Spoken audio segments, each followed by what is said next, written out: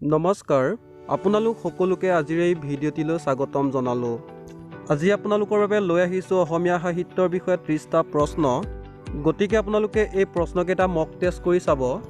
আপোনালোকক কুৱেশ্যন কেইটা পঢ়ি দিম আৰু লগতে আপোনালোকক শুদ্ধ উত্তৰটো জনাই দিয়া হ'ব। তাৰ মাজতে আপোনালোকে কুৱেশ্যন কেইটাৰ শুদ্ধ উত্তৰ কোনটো হ'ব সেয়া কমেণ্ট কৰি জনাব আৰু শেষত আপোনালোকে 30টা কুৱেশ্যনৰ ভিতৰত কেইটা শুদ্ধ কৰিব পাৰিছে সেয়াও কমেণ্ট কৰিবলৈ নাপাহৰিব। আজিৰ প্ৰথম প্ৰশ্নটি হৈছে অসমীয়া নাট্য সাহিত্যৰ জনক কোন? ইয়াৰ শুদ্ধ উত্তৰ হ'ব অপশ্যন বি অৰ্থাৎ শংকৰদেৱ। 2 নম্বৰ, বাল্মীকি ৰামায়ণখন কোনে অসমীয়ালৈ অনুবাদ কৰিছিল? ইয়াৰ শুদ্ধ উত্তৰ হ'ব অপশ্যন এ অৰ্থাৎ মাধৱ কন্দলী। 3 নম্বৰ, নামঘোষাৰ ৰচক কোন? ইয়াৰ শুদ্ধ উত্তৰ হ'ব অপশ্যন বি অৰ্থাৎ মাধৱদেৱ। 4 নম্বৰ, হেমকোষ কাৰ ৰচনা? ইয়াৰ শুদ্ধ উত্তৰ হ'ব অপশ্যন চি অৰ্থাৎ হেমচন্দ্ৰ বৰুৱা। 5 নম্বৰ, হস্তিবিদ্যাৰ নৱ গ্ৰন্থখনৰ চিত্ৰকৰ কোন আছিল? ইয়াৰ শুদ্ধ উত্তৰ হ'ব অপশ্যন বি অৰ্থাৎ দিলবৰ আৰু এই গ্ৰন্থখনিৰ ৰচক আছিল সুকুমাৰ বৰকাইত। 6 নম্বৰ, বাণীকান্ত কাকতিৰ গৱেষণা গ্ৰন্থখনিৰ নাম কি? ইয়াৰ শুদ্ধ উত্তৰ হ'ব অপশ্যন এ অৰ্থাৎ Assamese its formation and development আৰু এই গ্ৰন্থখন প্ৰকাশিত হৈছিল 1941 চনত। 7 নম্বৰ, উপন্যাস সম্ৰাট বুলি কাক কোৱা হয়? ইয়াৰ শুদ্ধ উত্তৰ হ'ব অপশ্যন বি অৰ্থাৎ ৰজনীকান্ত বৰদলৈ। 8 নম্বৰ, বৰ্তমান অসম সাহিত্য সভাৰ সভাপতি কোন? ইয়াৰ শুদ্ধ উত্তৰ হ'ব অপশ্যন এ অৰ্থাৎ কুলধৰ শইকীয়া। 9 নম্বৰ, শেহতীয়াকৈ কোনে অসমীয়া সাহিত্যৰ পৰা জ্ঞানপীঠ বঁটা লাভ কৰিবলৈ সক্ষম হৈছে? ইয়াৰ শুদ্ধ উত্তৰ হ'ব অপশ্যন বি অৰ্থাৎ নীলমণি ফুকন। 10 নম্বৰ, সাহিত্য একাডেমী বঁটা বিজয়ী বৰ্তমানৰ সাহিত্যিকগৰাকীৰ নাম কি? ইয়াৰ শুদ্ধ উত্তৰ হ'ব অপশ্যন এ অৰ্থাৎ অনুৰাধা শৰ্মা পূজাৰী। 11 নম্বৰ, তলৰ কোনখন পুথিৰ বাবে যতীন্দ্ৰনাথ দুৱৰাই প্ৰথম সাহিত্য একাডেমী বঁটা লাভ কৰিছিল? ইয়াৰ শুদ্ধ উত্তৰ হ'ব অপশ্যন ডি অৰ্থাৎ বনফুল। 12 নম্বৰ, তলৰ কোনখন বিৰিঞ্চি কুমাৰ বৰুৱাই ৰচনা কৰা? ইয়াৰ শুদ্ধ উত্তৰ হ'ব অপশ্যন এ অৰ্থাৎ জীৱনৰ বাটত। 13 নম্বৰ, অসীমত যাৰ হেৰাল সীমা গ্ৰন্থখনৰ ৰচক কোন?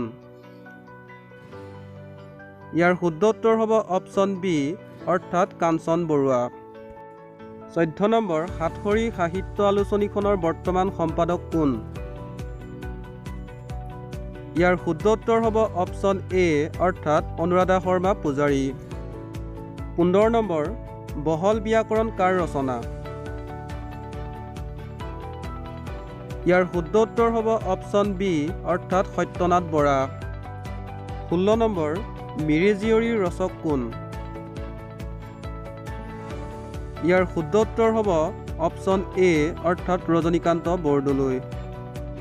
17 নম্বৰ, আলি আই লৃগাং কোন জনগোষ্ঠীয়ে পালন কৰে? ইয়াৰ শুদ্ধ উত্তৰ হ'ব অপশ্যন চি অৰ্থাৎ মিচিং। 18 নম্বৰ, তলৰ কোনটো বস্ত্ৰ বড়োসকলে গল বস্ত্ৰৰূপে পৰিধান কৰে? ইয়াৰ শুদ্ধ উত্তৰ হ'ব অপশ্যন এ অৰ্থাৎ আৰনাই। 19 নম্বৰ, তলৰ কোনটো উৎসৱ নৰাচিগা বিহু হিচাপেও জনা যায়? ইয়াৰ শুদ্ধ উত্তৰ হ'ব অপশ্যন চি অৰ্থাৎ পৰাগ। 20 নম্বৰ, মপিন উৎসৱ অৰুণাচলৰ কোন জনগোষ্ঠীয়ে পালন কৰে? ইয়াৰ শুদ্ধ উত্তৰ হ'ব অপশ্যন এ অৰ্থাৎ আদি বা আবৰ। 21 নম্বৰ, ইয়াণ্ডাবু সন্ধি কিমান চনত হৈছিল? ইয়াৰ শুদ্ধ উত্তৰ হ'ব অপশ্যন বি অৰ্থাৎ 1826। 22 নম্বৰ, আহোমৰ শেষ ৰজাজনৰ নাম কি? ইয়াৰ শুদ্ধ উত্তৰ হ'ব অপশ্যন এ অৰ্থাৎ পুৰন্দৰ সিংহ। 23 নম্বৰ, প্ৰথম অসমীয়া আলোচনী বা কাকতখনৰ নাম কি? ইয়াৰ শুদ্ধ উত্তৰ হ'ব অপশ্যন বি অৰ্থাৎ অৰুণোদয়। 24 নম্বৰ সাগৰ দেখিছা কবিতাটিৰ ৰচক কোন? ইয়াৰ শুদ্ধ উত্তৰ হ'ব অপশ্যন চি অৰ্থাৎ দেৱকান্ত বৰুৱা। 25 নম্বৰ অঘৰী আত্মাৰ কাহিনী উপন্যাসখনৰ ৰচক কোন? ইয়াৰ শুদ্ধ উত্তৰ হ'ব অপশ্যন এ অৰ্থাৎ ছৈয়দ আব্দুল মালিক। 26 নম্বৰ বেলি মাৰ গ'ল কোনে ৰচনা কৰিছিল? ইয়াৰ শুদ্ধ উত্তৰ হ'ব অপশ্যন এ অৰ্থাৎ লীলা গগৈ। 27 নম্বৰ মাকাম উপন্যাসখনৰ ৰচক কোন? ইয়াৰ শুদ্ধ উত্তৰ হ'ব অপশ্যন এ অৰ্থাৎ ৰীতা চৌধুৰী। 28 নম্বৰ গীতি শতদল গীতি কবিতাৰ ৰচক কোন? ইয়াৰ শুদ্ধ উত্তৰ হ'ব অপশ্যন এ অৰ্থাৎ মিত্ৰদেৱ মহন্ত। 29 নম্বৰ অসমীয়া ভাষা কোনটো ভাষা পৰিয়ালৰ অন্তৰ্গত? ইয়াৰ শুদ্ধ উত্তৰ হ'ব অপশ্যন এ অৰ্থাৎ ইণ্ডো ইউৰোপীয়।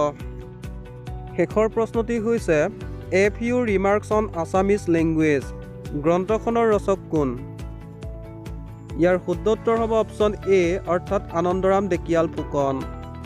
শেষত আপোনালোকে 30টা কুৱেশ্যনৰ ভিতৰত কেইটা শুদ্ধ কৰিবলৈ সক্ষম হৈছে সেয়া আপোনালোকে কমেণ্ট কৰি জনাব। আৰু লগতে যদিহে আপোনালোকে মোৰ ভিডিঅ' প্ৰথমবাৰৰ বাবে চাই আছে তেন্তে আপোনালোকে ছাবস্ক্ৰাইব কৰি দিব। ধন্যবাদ।